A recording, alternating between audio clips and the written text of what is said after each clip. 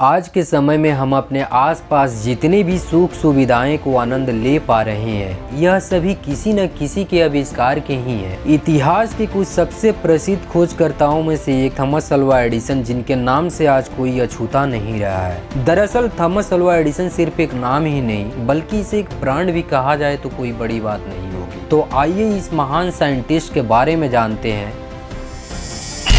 नमस्कार, आप देख रहे हैं बायोग्राफिकल मोटिवेशन। 11 फरवरी 1847 के दिन थॉमस एडिसन का जन्म हुआ था। एडिसन के पिता का नाम सैमुअल एडिसन और मां का नाम नैन्सी एडिसन था। दूसरों से अलग वे हमेशा गुमसुम रहते, खुद से ही बातें करते थे। एडिसन बचपन से ही बहुत क्यूरियस थे, जिनके अंदर कोई न कोई प्रश्न उमड़ता ही रहता था। दूसरे लोग छोटे एडिसन को पागल समझते थे, लेकिन एडिसन की माँ हमेशा अपने बच्ची के मन में आए हुए सभी प्रश्नों को उत्तर देने का प्रयास जरूर करती थी, क्योंकि वो जानती थी कि एडिसन के अंदर कुछ दूसरे बच्चों से अलग कोई खास खूबियां छुपी है। आपको बता दें कि थॉमस अल्वा एडिसन उन वैज्ञानिकों में शामिल हैं जिनकी डिग्री वाली शिक्षा तो पूरी नहीं हो सकी, लेकिन उनके विषय में मोटी मोटी पुस्तकें आज की सिलेबस में छापी जाती हैं। एडिसन की स्कूली शिक्षा उनकी माता ने घर पर ही पूरी करवाई थी, क्योंकि उन्हें बचपन में स्कूल से निकाल दिया गया था। थॉमस एडिसन जब महज 24 साल के थे तो उन्होंने 16 साल की एक खूबसूरत लड़की मैरी स्टिलवेल से 25 दिसंबर 1871 में शादी कर लिया। शादी के कुछ समय बाद एडिसन और मैरी के कुल 3 बच्चे हुए। उस समय के दौरान पूरी दुनिया में एक खतरनाक महामारी कहे जाने वाली टीबी रोग का प्रकोप चारों ओर फैला था। टीबी के रोग के चलते एडिसन की पत्नी मैरी के 1884 में मृत्यु हो गई। कुछ सालों बाद ही मीना मिलर नामक एक लड़की से एडिसन ने दूसरी शादी कर ली। वह उनसे 20 साल छोटी थी। थॉमस एडिसन जब स्कूल में थे तो वे अपने टीचर से कई अटपटे प्रश्न करते थे,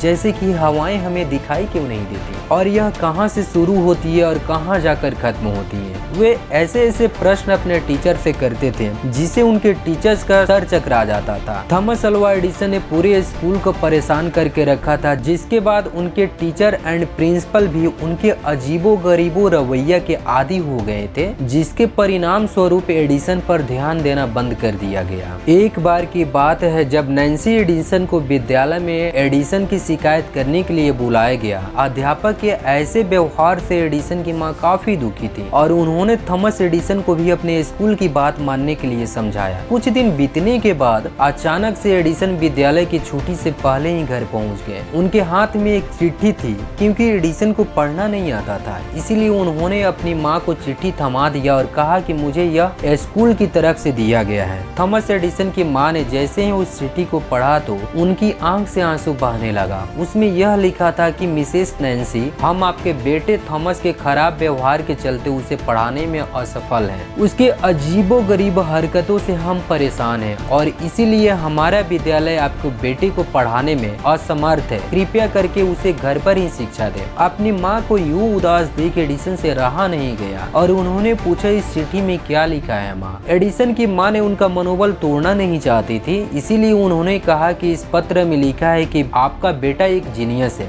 जिसे पढ़ाने के लिए हमारे विद्यालय में जीनियस शिक्षकों की भी जरूरत है, लेकिन हमारे अंदर इतनी काबिलियत नहीं है कि हम आपके बेटे को पढ़ा सके। इसीलिए कृपया करके उन्हें घर पर ही शिक्षा दे। स्कूल से निकाल देने के बाद थॉमस एडिसन की माँ ने ही उनकी आगे की पढ़ाई खुद से पूरी करवाई। एडिसन की माता पेशे से एक टीचर थी, जिन्होंने अपने बेटे एडिसन की पढ़ाई घर पे ही करवाई। जैसे ही थॉमस एडिसन थोड़े बड़े हुए, उन्होंने अपने घर में छोटे मोटे एक्सपेरिमेंट करना शुरू कर दिया, जिसके परिणाम स्वरूप कभी कभी घर के सामानों को थोड़ी बहुत क्षति भी पहुंच जाती थी। सन 1870 में थॉमस अल्वा एडिसन ने अपना पहला सफल आविष्कार किया, जिसमें उन्होंने क्वाड्राफ्लेक्स नामक एक मशीन बनाई, जिसके बाद टेलीग्राफ की दुनिया में तहलका मच गया। एडिसन के इस आविष्कार के पश्चात पूरी दुनिया में उनके नाम की चर्चा होने लगी। वैसे तो सर एडिसन ने अपनी जिंदगी में सैकड़ों आविष्कार किए थे, लेकिन उनके सबसे बड़े और महान आविष्कारक में बल्ब की खोज मानी जाती है। थॉमस एडिसन ने अक्टूबर 1879 में इसी सिद्धांत पर दिन रात एक करके मेहनत किया और वे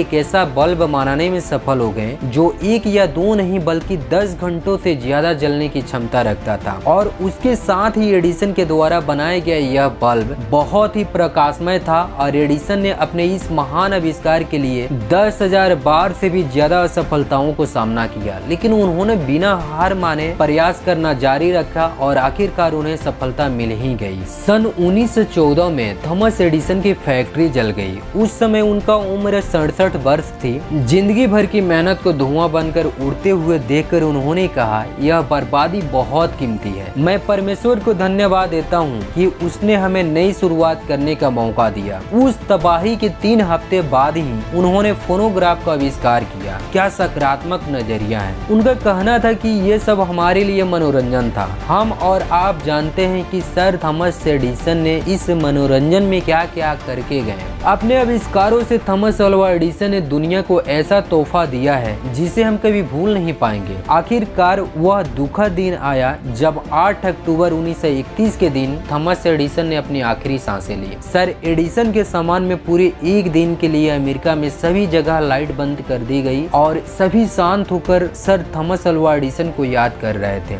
यह महान आविष्कारक भले ही आज हमारे बीच में उपस्थित न हो, लेकिन किसी समय बेवकूफ कहे जाने वाले बच्चे से लेकर एक जीनियस साइंटिस्ट तक का सफर तय करने वाला सर थॉमस अल्वा एडिसन हमेशा ही हमारे यादों में जिंदा रहेंगे। तो दोस्तों, यह है थॉमस एडिसन की बायोग्राफी। आई होप कि यह वीडियो आपको पसंद आया होगा। तो दोस्तों, आपको ये वीडियो कैसा लगा प्लीज कमेंट करके बताएं। अगर आप इसी तरह की वीडियो देखना चाहते हैं तो वीडियो को लाइक कीजिए, शेयर कीजिए, सब्सक्राइब कीजिए एंड बेल आइकन प्रेस करना ना भूलें। जय हिंद, जय Bharat. Thank for watching this video.